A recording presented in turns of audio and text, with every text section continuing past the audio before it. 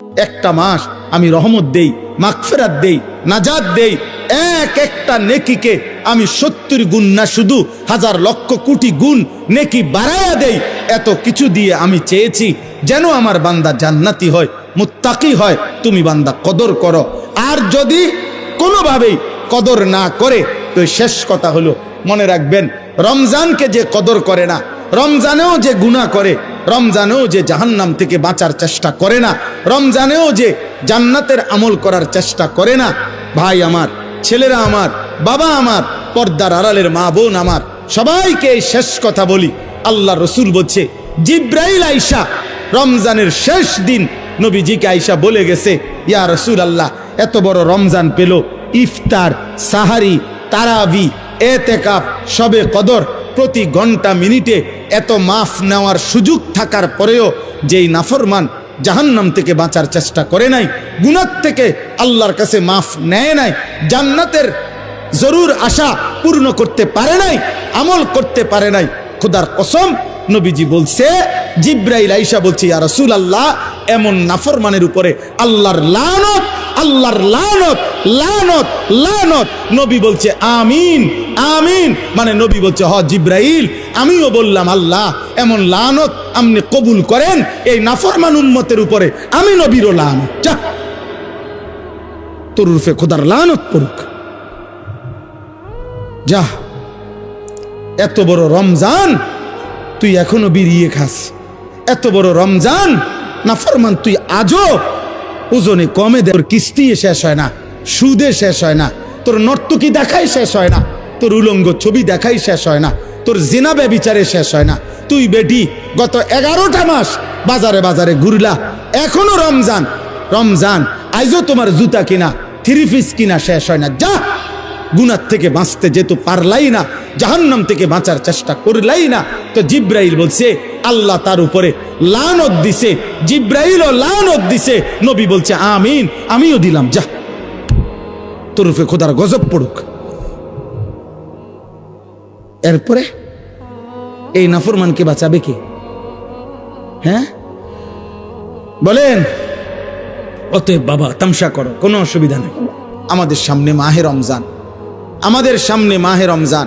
আল্লাহ তাআলা বলছে, ইয়া আইয়ুহাল্লাযীনা আমানু, হে ঈমানদারগণ, তোমরা আমার, পৃথিবীর আর কেউ শুনুক আর না শুনুক, মুমিন, তুমি বলতেছো তুমি মুমিন, তুমি বলছো তুমি মুসলমান, তোমার মুখ দিয়ে তো তুমি লা ইলাহা ইল্লাল্লাহ বলতেছো, তোমার মুখ দিয়ে তুমি মুহাম্মাদুর রাসূলুল্লাহ বলছো। অতএব আমি তোমার কাছে চাচ্ছি, কুতিবা আলাইকুমুস সিয়াম, তোমাদের জন্য আমি রোজাকে ফরজ করলাম, কামা কুতিবা আলাল্লাযীনা মিন ক্বাবলিকুম, তোমাদের পূর্ববর্তী ঈমানদারদের উপরেও আমি রোজা ফরজ করেছিলাম। কেন? লাআল্লাকুম তাত্তাকুন। আল্লাহ বলছে, গত 11 মাসে আমি চেয়েছি তোমাকে মুত্তাকি বানাইতে। আমি 11 মাস ধরে বলছি, ইত্তাকুল্লাহ, ইত্তাকুল্লাহ, ইত্তাকুল্লাহ, আল্লাহকে ভয় করো, আল্লাহকে ভয় করো, আল্লাহকে ভয় করো, আল্লাহকে ভয় করো। কিন্তু কোনো পাত্তা দিলা না বান্দা, কোনো পাত্তা দিলা না। ঠিক আছে বান্দা, যাও, আমি আল্লাহ আবারও দয়া করে সব বাদ দিলাম, 11 মাস বাদ, যাও, একটা মাস মাত্র এবার, আইয়ামাম মাদুদাত, 30টা দিন, গোনা গোনা 30 দিন, 31 দিন হবে না, 32 দিন লাগবে না, 30 দিন, 30 দিন, কথা কথাই, প্রয়োজনে একদিন কমায় এলামু, 29 দিন, হয় 29 নয় সর্বোচ্চ 30, 30টা দিন তুমি রমজান পালন করবা, একটা গুনাহ করবা না, চুরি, ডাকাতি, জিনা, ব্যভিচার, মদ, জুয়া, অশ্লীলতা, বেহায়াপনা, অসভ্যতা, নোংরামি, বেপরদিগি, উলঙ্গতা, অসভ্যতা, হারাম উপার্জন করবা না। আর জিকির করবা, তিলাওয়াত করবা, রোজা রাখবা, ইফতার করবা, সাহারি খাবা, তারাবি পড়বা, শেষ দশকে এতেকাফ করবা, শবে কদর তালাশ করবা, প্রতিদিন কাঁদবা, দোয়া করবা, মুনাজাত করবা, একটা মাস গুনে গুনে আমার ইবাদত আমলে কাটাইবা, গুনাহ থেকে বেঁচে থাকবা। আল্লাহ বলেন, আমি 30 দিনেই তোমারে মুত্তাকি বানায়া জান্নাতি বানায়া দেব, লাআল্লাকুম তাত্তাকুন। আল্লাহ তাআলা বলছে, বান্দা কঠিন হবে না, কষ্ট হবে না, দেখো তুমি নিয়ত করলে পারবা। এখানে আছে ইউরিদুল্লাহু বিকুমুল ইউসরা ওয়ালা ইউরিদু বিকুমুল উসরা। আল্লাহ তাআলা বলে, বান্দা আমি যেমনে যেমনে রমজান সাজাইছি, রমজান, রোজা, ইফতার, সাহারি, তারাবি, এতেকাফ, শবে কদর, যেটা যেমনে সেটিং করছি, আল্লাহ বলে বান্দা বিশ্বাস করো আমি নিজে, আমি আল্লাহ খেয়াল রাখছি তোমার যেন সহজ হয়, কঠিন যেন না হয়। এইভাবে আমি আল্লাহ বিধানটা আমি নিজের হাতে সাজাইছি। ইউরিদুল্লাহু বিকুমুল ইউসরা, তোমার কঠিন হবে না, তোমার কঠিন হবে না। আমি জানি তোমার ভিতর বাহির, তোমার শরীরের যোগ্যতা কদ্দুর, এ তো আমি দিছি বান্দা। তোমার শরীর স্বাস্থ্য, তোমার জীবন যৌবন আমি দিছি। তুমি অসুস্থ প্রচন্ড, কোনোভাবেই তুমি পারবা না, তো ঠিক আছে, ফামান কানা মিনকুম মারিদান, তুমি যদি প্রচন্ড অসুস্থ হও, যে অসুস্থতা রোগ বেড়ে যাবে রোজা রাখলে, তো ঠিক আছে, যখন সুস্থ হও তখন তুমি কাজা করে নিও। আল্লাহ বলছে লম্বা পথ সফর করবা, তোমার কষ্ট হবে, মুসাফির, ঠিক আছে, তুমি ওই সময় রোজা ছেড়ে দিও, অন্য সময়ে যখন বাড়িতে থাকবা কাজা করে নিও। তুমি যদি একেবারে বৃদ্ধ দুর্বল হও, যে আর কোনোদিন সবল সুস্থ রোজা রাখার মতো যোগ্যতা তোমার ধারণা আর কোনোদিন হবে না, তো আল্লাহ বলেন অসুবিধা নাই, যাও ফিদিয়াতুন তুআমু মিসকিন, প্রত্যেক রোজার বিনিময়ে এক সাদকায়ে ফিতির, রমজানে যে ফিতরা দেন এই ফিতরা পরিমাণ একজন মিসকিনকে খাবার বা সমপরিমাণ মূল্য তুমি দিয়ে দাও। আল্লাহ বলেন সব রকমের সুযোগ রাখছি, প্রচন্ড দুর্বল হলে কি করবা, মুসাফির হইলে কি করবা, একেবারে বৃদ্ধ হইলে কি করবা, এইভাবে গর্ভস্থিত নারী যার গর্ভে বাচ্চা আছে তার জন্য কি করতে হবে আল্লাহ তাআলা বলেন, আলাদা আলাদা করে বলছি, কঠিন কিছু বলি নাই। সন্ধ্যা থেকে নিয়ে সুবহে সাদিক পর্যন্ত খাও, পান করো, স্বামী স্ত্রী মিলামেশা করো, সুবহে সাদিক থেকে সূর্যাস্ত পর্যন্ত শুধু এইটুকু সময় খাদ্য খাবার থেকে বিরত থাকো। শেষ দশক এতেকাফের চেষ্টা করো, বেজর রাত্রিগুলো সবে কদর তালাশ করো, গুনাহ কইরো না। বাজারে তো সারা বছরই যাইতে পারবা, কাপড় লুঙ্গি শার্ট শাড়ি থ্রি পিস জুতা এ তো সারা বছরই কিনতে পারবা। একটা মাস আমি রহমত দেই, মাগফিরাত দেই, নাজাত দেই, এক একটা নেকিকে আমি 70 গুণ না শুধু হাজার লক্ষ কোটি গুণ নেকি বাড়ায়া দেই। এত কিছু দিয়ে আমি চেয়েছি যেন আমার বান্দা জান্নাতি হয়, মুত্তাকি হয়। তুমি বান্দা কদর করো, আর যদি কোনোভাবেই কদর না করে তো শেষ কথা হলো মনে রাখবেন, রমজানকে যে কদর করে না, রমজানেও যে গুনাহ করে, রমজানেও যে জাহান্নাম থেকে বাঁচার চেষ্টা করে না, রমজানেও যে জান্নাতের আমল করার চেষ্টা করে না, ভাই আমার, ছেলেরা আমার, বাবা আমার, পর্দার আড়ালের মা বোন আমার, সবাইকে এই শেষ কথা বলি। আল্লাহ রসুল বলছে, জিব্রাইল আইসা রমজানের শেষ দিন নবীজিকে আইসা বলে গেছে, ইয়া রসুল আল্লাহ, এত বড় রমজান পেল, ইফতার, সাহারি, তারাবি, এতেকাফ, শবে কদর, প্রতি ঘন্টা মিনিটে এত মাফ নেওয়ার সুযোগ থাকার পরেও যেই নাফরমান জাহান্নাম থেকে বাঁচার চেষ্টা করে নাই, গুনাহ থেকে আল্লাহর কাছে মাফ নেয় নাই, জান্নাতের জরুর আশা পূর্ণ করতে পারে নাই, আমল করতে পারে নাই, খোদার কসম নবীজি বলছে, জিব্রাইল আইসা বলছে, ইয়া রাসূলুল্লাহ, এমন নাফরমানের উপরে আল্লাহর লানত, আল্লাহর লানত, লানত, লানত। নবী বলছে আমিন, আমিন, মানে নবী বলছে হ জিব্রাইল, আমিও বললাম আল্লাহ এমন লানত আপনি কবুল করেন এই নাফরমান উম্মতের উপরে, আমি নবীরও লানত, যা তোর রূপে খোদার লানত পড়ুক, যা। এত বড় রমজান তুই এখনো বিড়িয়ে খাস, এত বড় রমজান নাফরমান তুই আজও ওজনে কমে দে, তোর কিস্তি শেষ হয় না, সুদে শেষ হয় না, তোর নর্তকী দেখাই শেষ হয় না, তোর উলঙ্গ ছবি দেখাই শেষ হয় না, তোর জিনা ব্যভিচারে শেষ হয় না। তুই বেটি গত 11টা মাস বাজারে বাজারে ঘুরলা, এখনো রমজান, রমজান আইজও তোমার জুতা কিনা থ্রি পিস কিনা শেষ হয় না, যা। গুনাহ থেকে বাঁচতে যেহেতু পারলাই না, জাহান্নাম থেকে বাঁচার চেষ্টা করলাই না, তো জিব্রাইল বলছে আল্লাহ তার উপরে লানত দিছে, জিব্রাইলও লানত দিছে, নবী বলছে আমিন, আমিও দিলাম, যা তোর উপরে খোদার গজব পড়ুক। এরপরে এই নাফরমানকে বাঁচাবে কে? হ্যাঁ বলেন? অতএব বাবা তামসা করো, কোনো অসুবিধা নেই, এ কথা শেষ আমার। মনে রাখো, হাসি কান্না, আনন্দ বেদনা, সুখ দুঃখ, হ্যাঁ, আনুগত্য অবাধ্য, ঈমান কুফর, কোনো কিছুতেই পৃথিবী থামে না, তুমিও থামতা না, একদিন কবরেই চলে যাইতো। হাসলেও কাঁদলেও, সুখে থাকলেও দুঃখে থাকলেও, ইমানদার হইলেও নাফরমান হইলেও, আনুগত্য থাকলেও আনুগত্য না থাকলেও, সেজদা দিলেও মৃত্যু হবে, সেজদা না দিলেও মৃত্যু হবে। সেজদা দিতে দিতে আব্দুল কাদের জিলানী হইলেও মৃত্যু হবে, নাফরমানি করতে করতে ফেরাউন নমরুদ হইলেও কি হবে? খালাস, অসুবিধা নাই, কোনো অসুবিধা নাই। চলো ভাই, কারো জন্য পৃথিবী থামে না। আমাদের কারো মৃত্যুতে, আমাদের কারো জন্মে সেকেন্ড, ঘন্টা, মিনিট, 1 সেকেন্ড থামে না।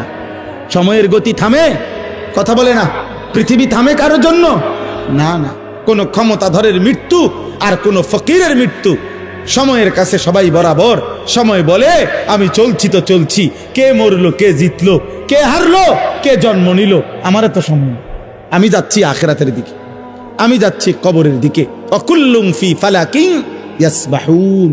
আল্লাহ বলে সব কিছু তার নির্ধারিত গক্ষপথে, গন্তব্যের দিকে, মানে আখিরাতের দিকে চলছে, সব চলছে। আমরা সবাই যাচ্ছি কোন দিকে? কথা বলে না। আমরা যাচ্ছি কোন দিকে ভাই? আখিরাতের দিকে, আখিরাতের দিকে। অতএব ব্যক্তি, ঘর, সংসার, পরিবার, দেশ, রাষ্ট্র, রাজনীতি, ক্ষমতা, সবকিছুতে আখিরাতকে প্রাধান্য দিবেন। বলেন ইনশাআল্লাহ, বলেন ইনশাআল্লাহ। ভোটের আগের দিনও আখিরাতকে প্রাধান্য দিবেন, ভোটের দিনও আখিরাতকে প্রাধান্য দিবেন, ভোটের পর দিনও আখিরাতকে প্রাধান্য দিবেন, আখিরাতকে প্রাধান্য দিবেন। কোনোভাবেই দুনিয়ার কাছে বিক্রি যাবেন না।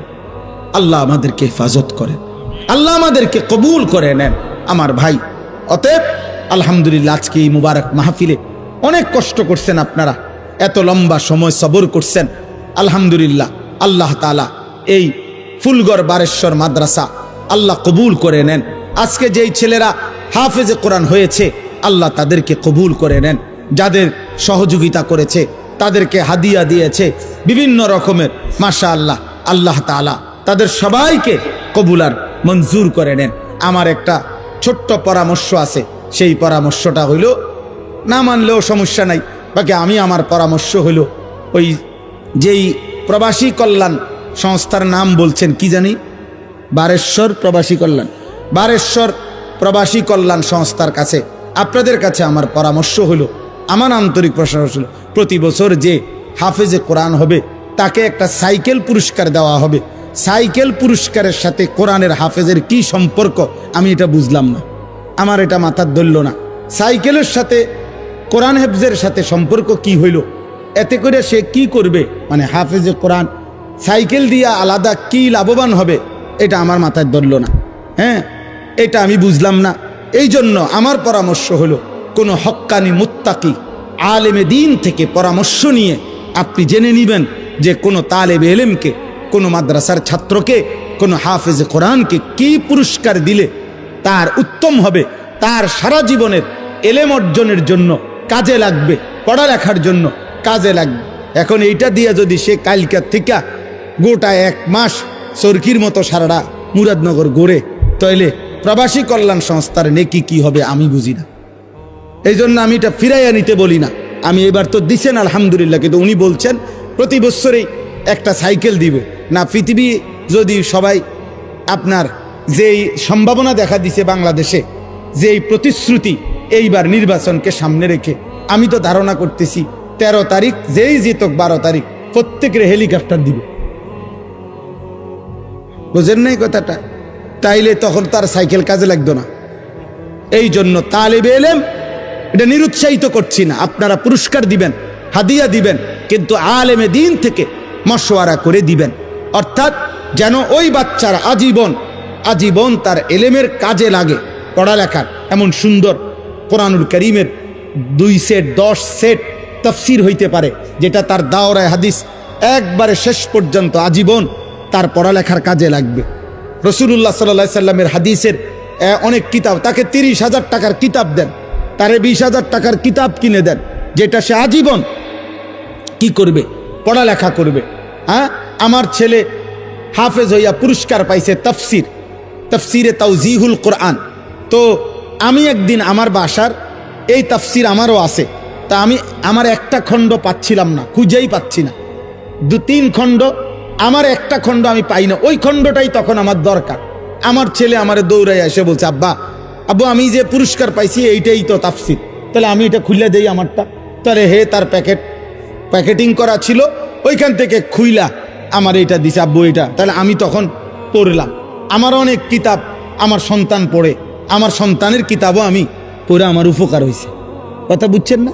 এই জন্য আগামী দিনে আপনাদের কাছে অনুরোধ রইল, সাইকেল না বরং তার এলেমের সাথে কোরআন সুন্নাহর এলেম শিখবে এমন কিছু, যার দ্বারা এরকম কিছু হাদিয়া দিলে সেটা বেশি পরিমাণে হোক, ইনশাআল্লাহ এতে বরকত হবে। আপনারাও সাদকায়ে জারিয়ার সওয়াব পাইতে থাকবে। কিতাব অল্প দিনে কি হয়ে যায় না, নষ্ট হয়ে যায় না। প্রজন্মের পর প্রজন্ম কিতাব পড়ে।